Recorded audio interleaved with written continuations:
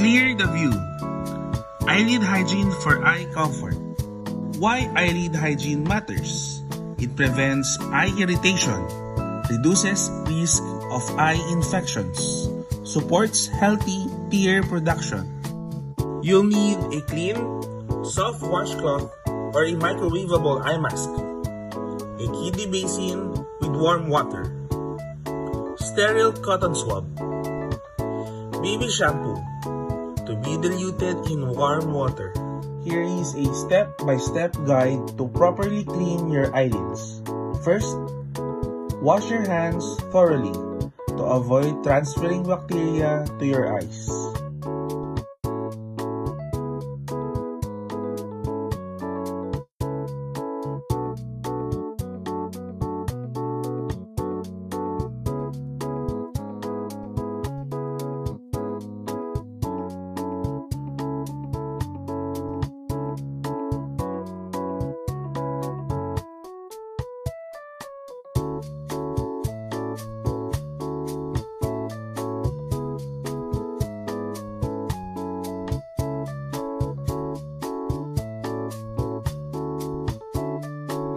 Prepare a warm compress. Soak a clean face cloth or washcloth in warm water. Make sure it's comfortably warm, not hot.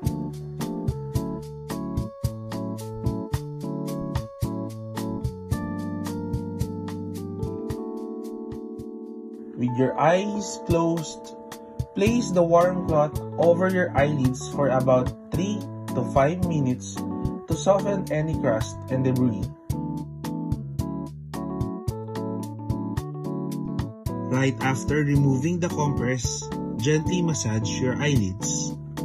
For the upper eyelid, look down and roll gentle pressure toward the lashes. Repeat 3 to 4 times to help unclog glands, improve oil flow, and keep eyes comfortable. Prepare a cleaning solution. You can dilute baby shampoo with an equal amount of water. Alternatively, use an over-the-counter eyelid cleaner as directed.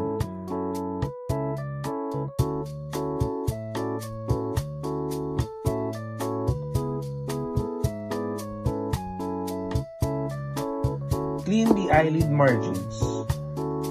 Use a clean cotton ball, cotton pad, or a cotton swab soap in the diluted shampoo or eyelid cleaner.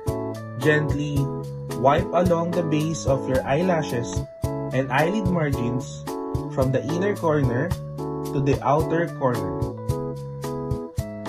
Use a new cotton swab or pad for each eye to prevent cross-contamination.